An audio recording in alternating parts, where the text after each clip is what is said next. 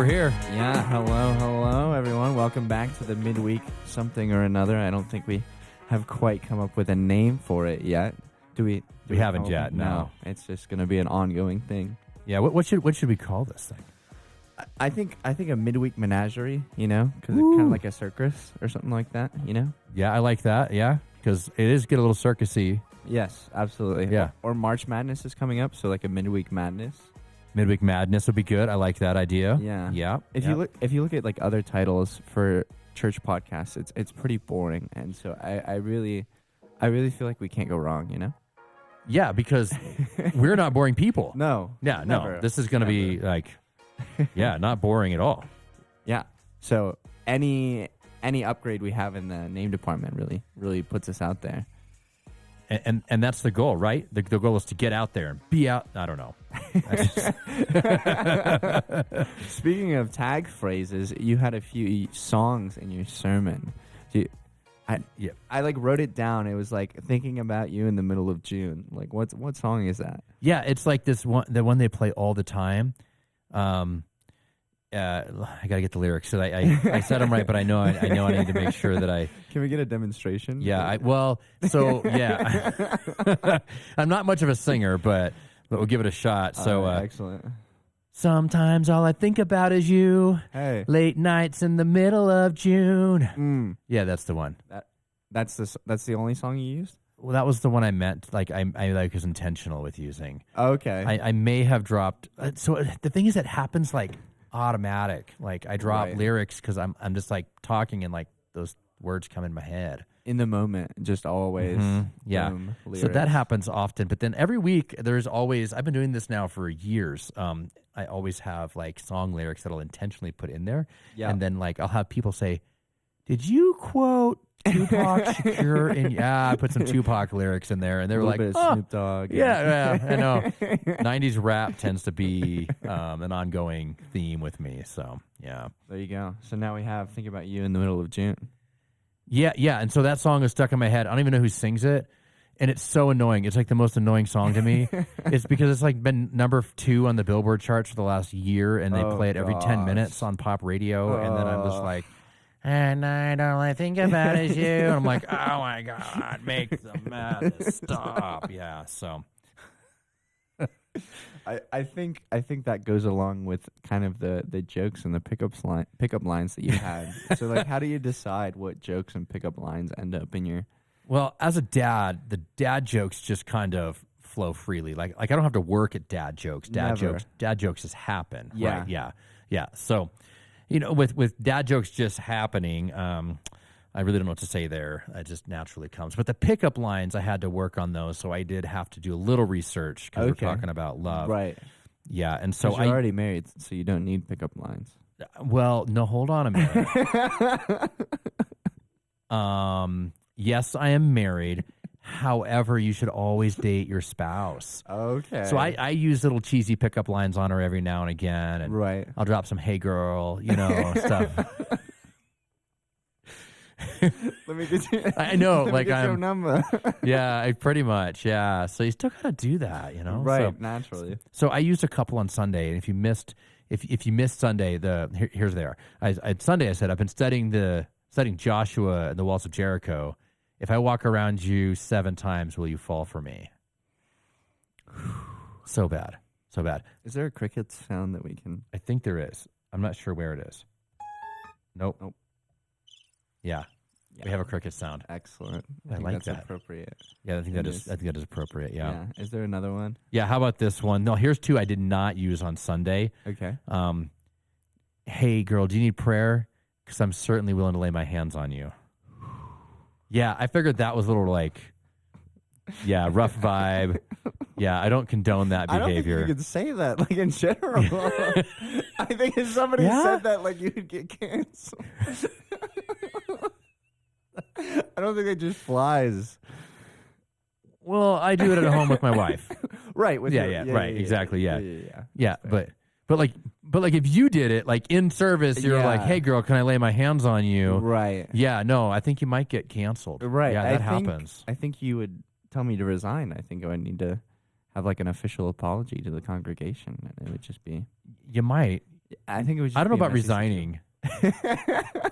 It just depends. Yeah. Right. Yeah. There's maybe extenuating circumstances there, but Yeah. if it was like one-time moment of I think we're all human. So, but if you actually laid your hands on her, then that's where things get very dicey. That is where then it gets real dicey. Yeah. So got it. yeah. Okay, I got one more. I haven't used this one in forever. Okay. But I did. I used this one 21 years ago when I first met my wife. Wow. No, I'm kidding. I did not. I did not. Okay, here we go. Here's the one. I was reading the book of Numbers the other day, and I realized that I don't have yours. Yeah. Mm-hmm.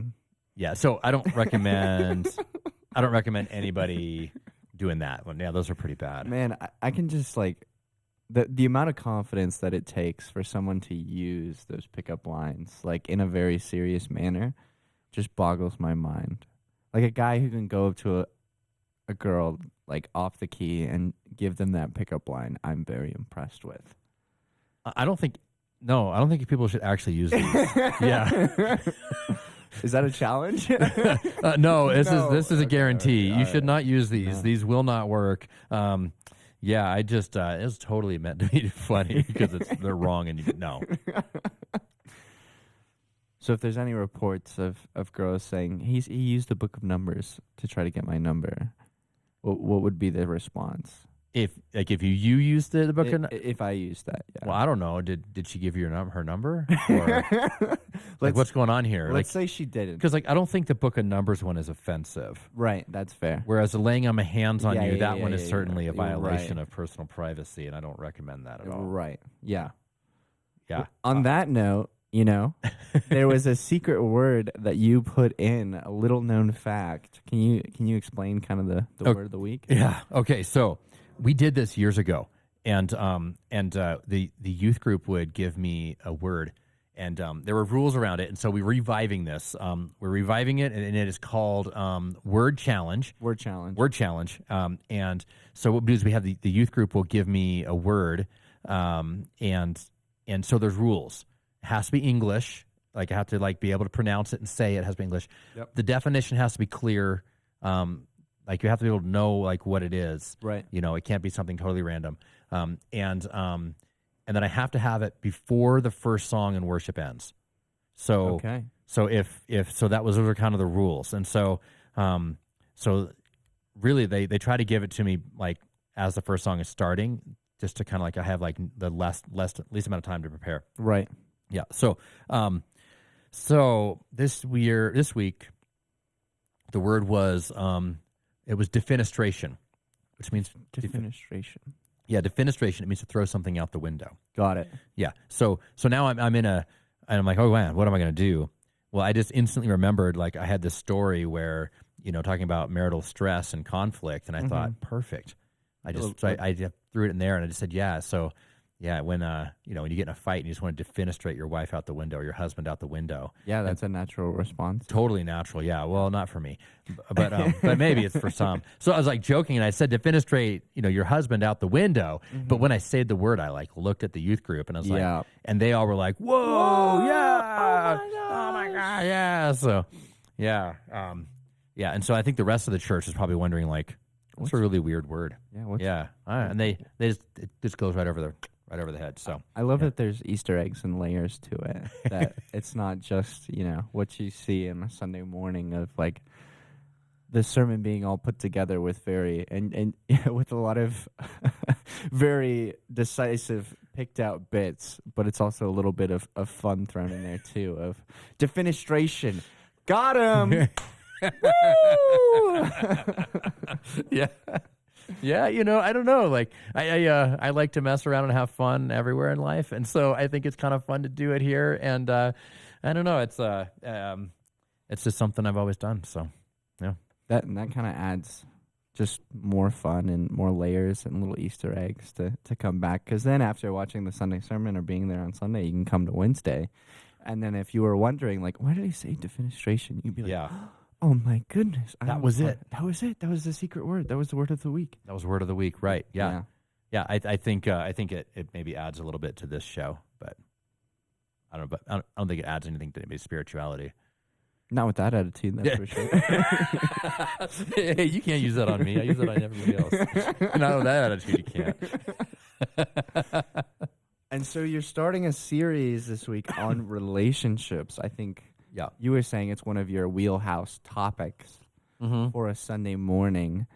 What was one of the reasons why you picked relationships? What makes it kind of your wheelhouse? So when I look at a calendar, I for the preaching calendar, I start from the place of what's going on already in culture, what are people already talking about, what's already happening, and maybe we can work with what's happening in our world and not against it. Yeah. And not that it's against it, but if there's a natural tide or breeze blowing a certain way, that means people are already thinking about it and talking about it. So let's kind of roll with that. Yeah. And so February is, Valentine's Day and love. And so I was like, well, and I have like staple subjects, right? Like we have things that we talk about on a regular basis. And so I was like, well, February kind of fits. And then I love to talk about it. Partly because I've been married for 20 years now. Congratulations. Yeah, thanks. Awesome. Thanks. You don't need to congratulate me. You should congratulate my wife for putting up with me. Yeah, that's where the credit's due, to be honest. And I'm a different brand of crazy. So, but so being able to, so 20 years of being married, I feel like we've learned some stuff, and we've worked with a lot of young people as they're like newlyweds, and we felt like we've helped a lot of people in that area, and I think the Bible has a lot to say about it. Yeah. And so there's just some areas where I feel like I have more authority and confidence to talk about things, and so like January we talked about money. That is one area where I feel like I have a lot of confidence, just kind of a God confidence of things, just because of where God has taken me, the journey He's led me on, and then also with marriage. My marriage is pretty awesome, so I feel like I have a confidence there to be able to talk about that too. Right. And the cool thing is, just like you said, the statistics that we see in today's world of the 54% of marriages end in divorce, that's not any different for the church world. Right. And so much of what Jesus is saying is like, be salt and light in the earth. Like, what good is salt if it loses its saltiness? Like, if there's no contrast between the two, then you're missing the point here. And so I think it's a huge topic that the church doesn't fail to address, but I think we don't address it in the right way of building connection and building healthy relationships, not only in a romantic standpoint, like with your wife or a spouse or pursuing that marriage, but also in how to navigate relationships in general. Like any relationship isn't going to be all perfect, but it's going to be challenging, and there's going to be obstacles, and there's going to be disagreements just because two people don't think alike, and they're not supposed to agree on everything. And so how do you navigate healthy relationships, and how does that translate to marriage? And so I love just kind of going through the relationship series and having that every week. So is there anything that didn't make the cut this week that you were like, that was like, I needed to include that? Well, so when I prepare for like a whole series, I feel like I have a lot that I cut out the first week that ends up landing back in the next few weeks. Nice. Yeah. And so, but probably the one thing that I didn't say that I probably should have said was is that like there's kind of a few different marriage problems that are out there. And so what I was addressing on Sunday was like, my marriage is rocky. I want to make it work. It doesn't have as much depth and passion. And that's different from like you're in an abusive relationship. Right. And I didn't really say this on Sunday, but I probably should have. And that is like if you are in an abusive relationship, that's different than what I'm talking about. In an abusive relationship, somebody is physically abusing, sexually abusing, verbally abusing. Well, now you have another level of challenge that you need to kind of work through. And that probably is going to require professional one-on-one counseling to help you and your spouse to kind of work through some of the hurdles that you're getting, that you're struggling with. Yeah. And it requires two people for a relationship really to thrive. And if one person isn't going to contribute to the relationship and grow and be life-giving, if one person's going to consistently abuse the other, then the marriage isn't going to work. And it's not your fault that it's not going to work.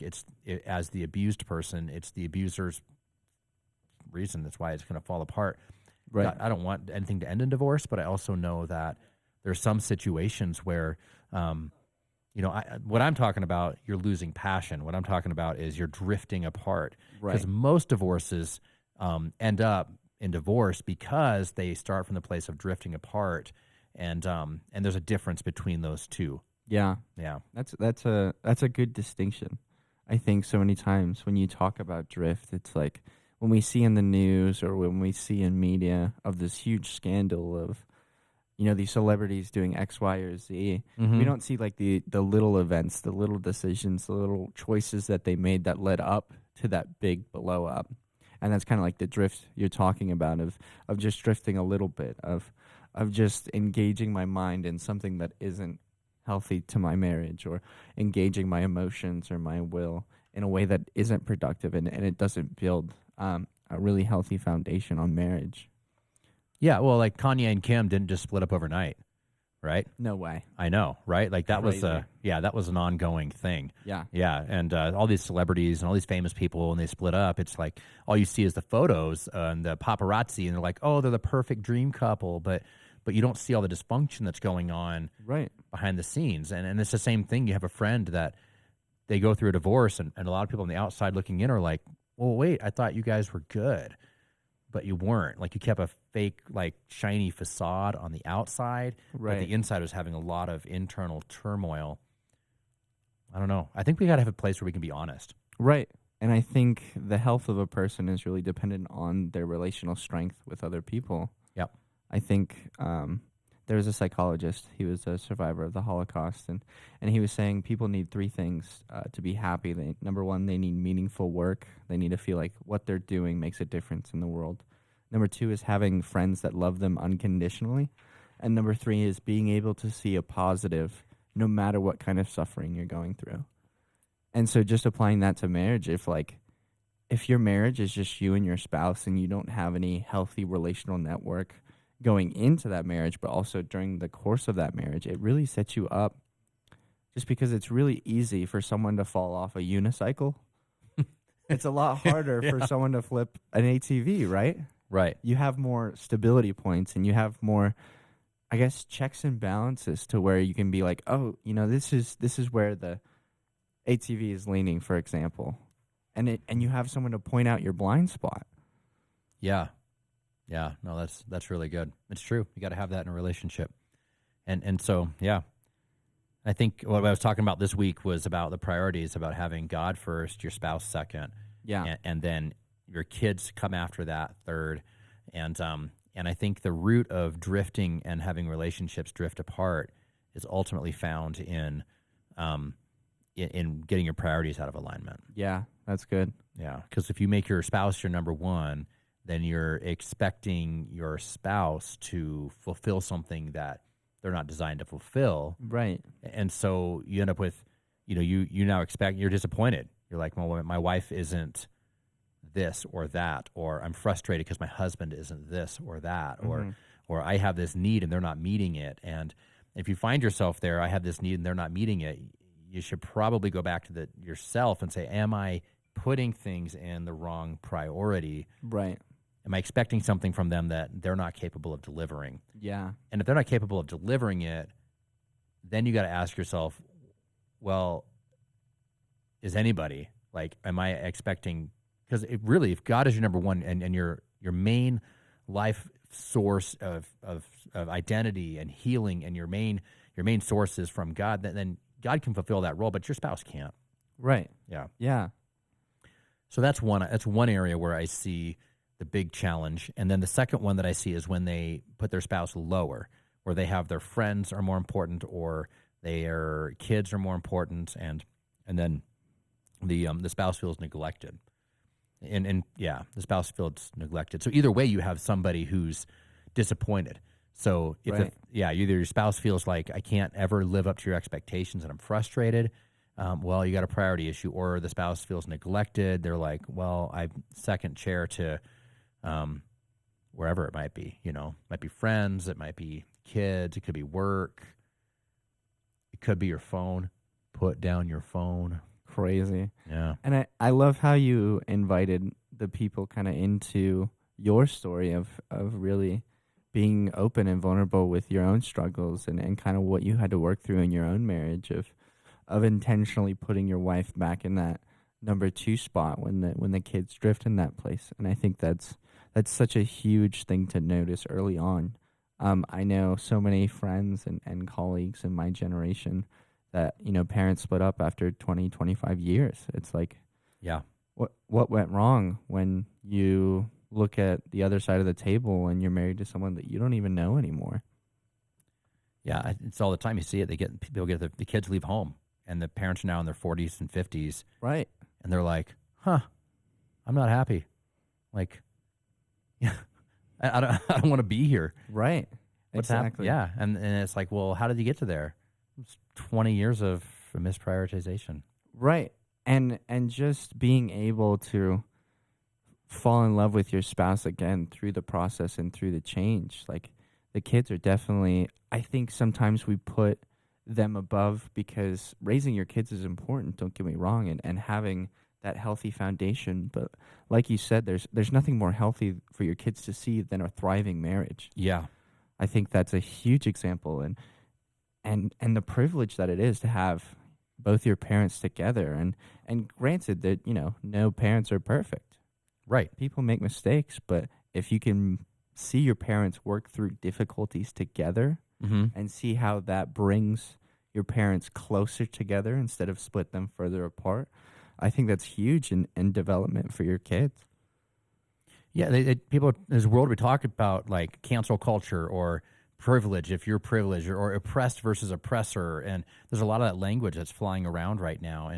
And statistically speaking, the greatest privilege that you can have as a kid growing up is having your mom and your dad still together living in the same house. Wow. Money, education, confidence, literally every measurable metric is if as a kid you are privileged. Doesn't matter what the color of your skin is. It doesn't matter how much how wealthy or poor your parents are. You have a massive advantage if you just have the two parents in the house with you. Even if the marriage isn't great, but just having them there shows that the statistics prove that. So if you want the best for your kids, prioritize your spouse as number 2, because that actually is going to help your kids more than putting your kids as number 2. That's so good. And I think one of the things that was towards the end of your sermon that really stood out is so many times we talk about things that we're willing to die for, but what are we doing with the time that we're given now? What are we living for? Yeah. I think one of the questions that kind of come up as we get older is what do I want to be remembered as? Wow. And so many times, I don't know, I was at a job interview and they asked a bunch of 20-year-olds, what do you want to be known for when you die? And a lot of their responses were, I want to be a good person, or I want to be a good friend. And it was like, to spend your entire life just to be known as a good person or a good friend almost seems like selling yourself short of what's possible. Like, what did you answer? I answered, I took it from Chris Hodges, where he says, I want the people closest to me to love and respect me the most. Dude, that's really powerful. I like that. Because, just like with celebrities of scandals and stuff popping up, when you see, celebrities' families, they won't even talk to them anymore. Yeah. And so having the people closest to you and know you the best, having them love and respect you the most, I think is so powerful, because I think it builds community, and I think it's so life-giving for not only me but the people I'm around, because I'm displaying what healthy community looks like. And so many times we talk about toxic work environments or toxic people, but if we're prioritizing eliminating toxic people, why aren't we focusing on how to create healthy relationships and healthy community? Yeah. Why aren't we looking at it from that pot and approaching it instead of getting rid of something? Well, what's going to be put in place instead of that? Mm-hmm. No, that's a great perspective. I like that. Yeah. I like that a lot. And just going back to that marriages is like, when I want to leave a healthy example of what marriage looks like to my kids and my grandkids, and because it's marriage is just so much bigger than just me. And I think Jesus points that out, in Paul's letters. Paul says husbands, love your wives as Christ loved the church. Yeah. Like, for him to say that during that time was revolutionary. Right, because Christ literally laid his life down for the church. Yes. Yeah. And women were considered property. Yeah. In that culture, in the Roman culture. And so for Paul to say, no, husbands, lay your life down for your wife. Yeah. Scandalous, man. Scandalous. Yeah. You mean to lay, it'd be like, yeah, laying my life down for a pet. Like, that was the level at which that culture and society treated women. Yeah. Is that they were disposable, they were, they were just property. Right. That was it. And so like, I wouldn't lay my life down for my cat, I don't like cats. I don't either. I mean, they're okay. I know my wife's going to watch this. We have 3 cats. 3. We refer to them as the herd. We have a herd. We have a herd of cats. Oh, dear. Yeah. I don't know. I don't know. Yeah.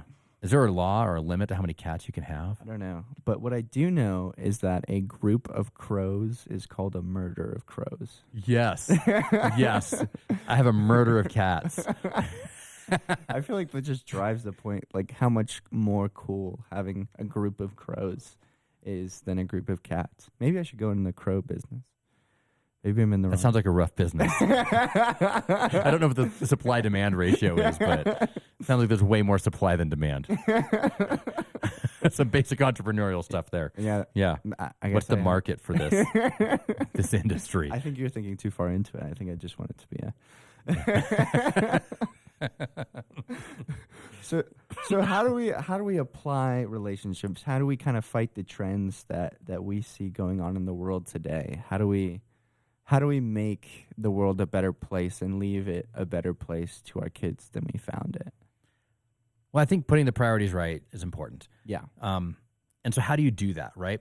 So I think you have to have some really honest conversations. If you're married and you're wanting to work on your relationship, you're going to have some honest and open conversations. Yeah. And it's going to look like and sound like one spouse saying to the other, I feel like I'm being lowered. Like, I feel like I'm falling into a number 3 spot on your priority list. Yeah.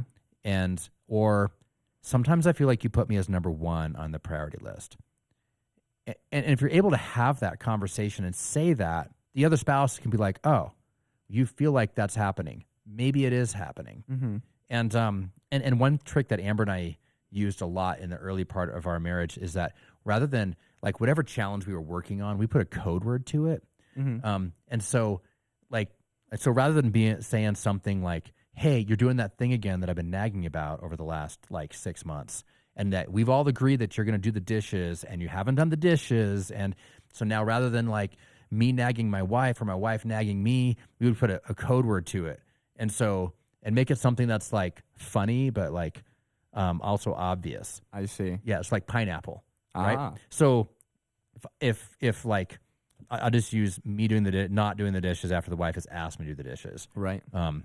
Happens. It does happen. After 20 years, it still happens.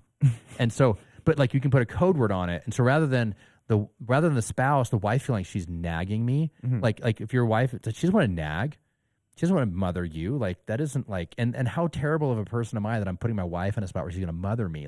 Right. That's just so bad, right? She doesn't want to do it, and I don't want to hear it. I don't want her to nag me. She doesn't want to nag me. That is but it happens in every relationship. So rather than nagging, if you've come to an agreement, the wife walks by. If she sees dishes piled up and it's my day to do dishes, she could just walk by while I'm watching Sports Center and go, pineapple, and just keep walking. Nice. And so now she's not nagging me, but I know exactly what that means. Yes. And it's like, oh, yeah, there's dishes piling up. It's my day. And all she had to do is say pineapple. And then so you make up a code word for things like lavender. How often do you say the word lavender? I never say the word lavender. I don't either. Chartreuse, that's a color. That is a color. I don't know what color, but it's a color. It is? Yeah. It's somewhere out there. Somewhere out there, right. So chartreuse, right? So you make something, right? You make a code word and just throw it out there. Yeah. And then it's like, hey, now you can remind somebody without nagging and they don't feel nagged. And then it's a respectful and honorable way to be like, get your butt in there and do the dishes. Yeah, and I think it takes so much of the emotional charge out of things. Yeah. Because it's so easy in relationships to build up emotional offense towards someone or mm-hmm. emotional I guess, hostility towards someone. And then by extension of that, as that builds up, your honor and your love starts to turn off towards that person. And so all of a sudden, it's not about doing the dishes. It's, you never listen to me. Yeah. Or you never do this, or you never do that. And all of a sudden, and it's that slight shift between, hey, there's a problem that needs to be solved. Don't get me wrong, there is. But am I making that problem a flaw in your character? Yeah. And that shift that's a very slippery slope, but it's so easy to get on. And life happens, you forget, I forget stuff all the time. And so just that ability to bring it back to the mind of, oh crap, I need to do the dishes. Right. Yeah. That's such an easy and simple way to do it. I love that. Well, and then like to your point about like kind of making it who you are, and rather than what you do, like I did this, but that's not who I am. Right. And so some of the things that we've put in place, and we're going to be talking about this over the next few weeks too. So this is like some preview. And one of the things is creating an atmosphere where you're not fighting to win, because we've all had that moment in a marriage and a relationship where like you're fighting and you started off and you knew that you were right and they were wrong. And about halfway through the fight, you're like, huh, I might not be right, but I've come so far down this path that I don't want to admit that I might not be right. So I'm going to double down. And now there's a tipping point in every fight where you're like, I'm no longer fighting to be right. I'm fighting to win, and fighting to punish the other person for even like, and then what? Right. And then what? So, okay, great. Congratulations. You're right. Congratulations, you won. Right. Hey, let's see who's wow. They give it up for the winner of the fight. Yeah, look at you. That looks amazing. Hey, where's your spouse, by the way? Oh, they're beat up and bloody and curled up in the corner, and you just beat the crap out of your spouse verbally, but congratulations, you're right. Like and then you walk away and you're like, yeah, I was right, but did you win? No, man, you just lost because you just beat the snot out of your spouse verbally, and then you've set this culture precedent that now what? Now your spouse is like going to be like, well, shoot, I know you're capable of like all this violence against me verbally. I'm not going to like you mess up trust and you mess up the relationship and oh man, you're going to get me started, and then I'm going to preach my whole next message right here. I love how you mention that, because it's so easy to get in that orphan mindset of I'm scared to be vulnerable with you because last time I was vulnerable with you, you used it against me. Yes. And to use someone's vulnerability against them is the quickest way to betray someone's trust and to betray someone's love. It's like, I told you this because I want you to become a part of my life, and I want to invite you into this conversation. But once I did that, you used it against me. And so all of a sudden I feel like I can't trust you. And so when I feel like I can't trust you, it means I can't make mistakes around you. Yeah. All of a sudden I'm hiding stuff because I don't want, because man, last time it happened, you really hurt me. Yeah. And I don't want that to happen again. And that's you don't put your hand over a fire and you don't keep it there. Like, that's a natural response. Yeah. But it's so easy relationally, just be like, I need to hide my mistakes from you so you don't blow up at me. Yeah. And that's such a scary place to be in any relationship. Absolutely. And that's not the way God designed marriage. Right. Like when you look at Scripture, it's supposed to be a partnership, and there's supposed to be a husband and wife working together for a common goal and a common mission. And when we start to slip down this other path, we start to undermine what God has ordained and called us to. That's good. And at the end of the day, the enemy's winning, and now we're like becoming an ineffective couple, an ineffective people, because now the enemy is like, if I can get you to kind of fight with each other, then you're not going to be doing what God's called you to do. Yeah. And there's people out there that need you. They need you out there. They need you to be out there to bless people. Right. Like you're blessed to be a blessing. And there's people out there in the world that need you and I to go out and care for them and minister to them and pray for them. And if we're too busy focused on our own stuff and our own issues, then it's like the devil doesn't have to make you bad. He just has to make you busy, and he can get you distracted with your own like insecurities and issues in a relationship. He's like, well, I can just neutralize them. So now they're not doing everything that God's called them to do. That's so good. Yeah. And it's like, I don't have to kill them. I just have to keep them distracted. Right. And in that distraction, you find relational death. Yeah. Whether that looks like. Yeah.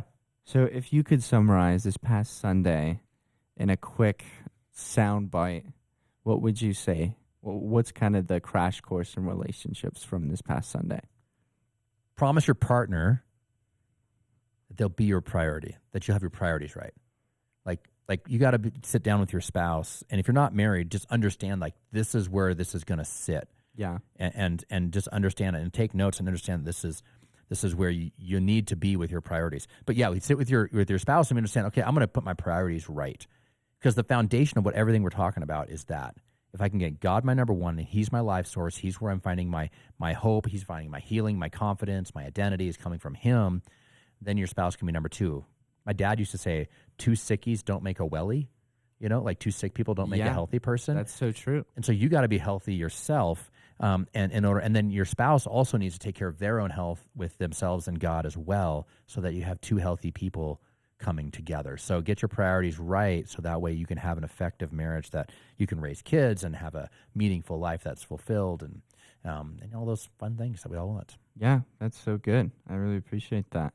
Well, I look forward to this Sunday. I'm excited for the continuation of the relationship series. I'm sure it's going to be straight fuego. But thanks for joining us in absolutely. the midweek. But it was something. Yes, the midweek something. This was season 1. Season 1, episode 2. Episode 2. We just dropped the deuce. No? Too far? Too far. I think we're just going to leave it on that note.